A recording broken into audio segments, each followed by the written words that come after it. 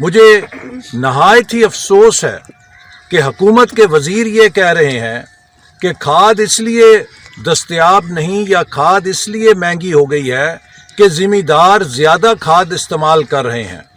یہ اتنا بڑا مذاق ہے کہ یوریا کھاد پاکستان سے حکومت نے اپنی سرپرستی میں سمگل کرائی ہے اور سمگلنگ کے بعد ملک کے اندر اس کی شارٹیج پیدا کی ہے اور اب اپنے لوگوں کے ذریعے بلیک کر کے منافع خوری کر رہے ہیں اور اب پاکستان کے اندر گندم کی فصل اس سے بری طرح متاثر ہو رہی ہے۔ جیسے انہوں نے بروقت گیس کی درآمد ممکن نہیں بنائی اور ہم نے اکتوبر میں کہا تھا کہ دسمبر کے مہینے میں بدترین گیس کا بحران آئے گا اور آج پاکستان میں گیس دستیاب نہیں ہے۔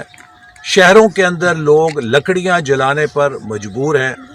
آج حکومت کے وزیر یہ کہہ رہے ہیں کہ کسانوں نے اور زمینداروں نے زیادہ کھاد استعمال کی ہے اس لیے کھاد کی شارٹیج ہو گئی ہے۔ یہ اتنا بڑا لطیفہ ہے کہ اس پہ سمجھ نہیں آتی کہ ہنسا جائے یا رویا جائے۔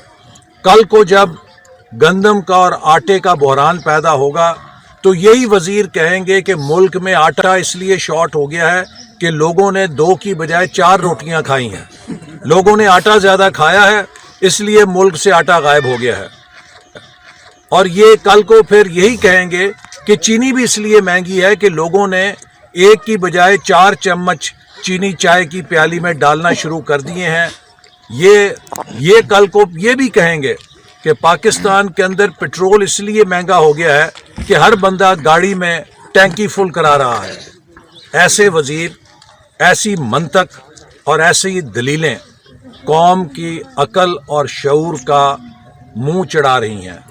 یہ نالائق اور فیل وزیروں کا سرکس ہے جو پاکستان پر 2018 میں دھاندلی کے ذریعے مسلط کیا گیا۔ اب یہ پاکستان کو، پاکستان کی معیشت کو، پاکستان کی طاقت کو، پاکستان کی سلامتی کو تباہ کر رہے ہیں۔ عمران نیازی نے جو جھوٹے وعدے کیے تھے ایک ایک کر کے ان کی کلئی کھل چکی ہے کہ عمران نیازی ایک نااہل اور نالائق لیڈر ثابت ہوا ہے، اتنی بری طرح زخمی ہو چکا ہے، ملک کو اتنا چکنا چور کر دیا ہے کہ اب اس کے پاس سوائے ریٹائرڈ ہرٹ ہونے کے کوئی آپشن نہیں بچی ہے۔ اگر عمران نیازی نے پچ نہ چھوڑی اور بچوں کی طرح ضد کر کے کھڑا رہا تو پھر تماشائیوں کو میدان میں داخل ہونا پڑے گا اور زبردستی اسٹریچر پہ ڈال کے زخمی لیڈر کو باہر نکالنا پڑے گا تاکہ ملک بچایا جا سکے۔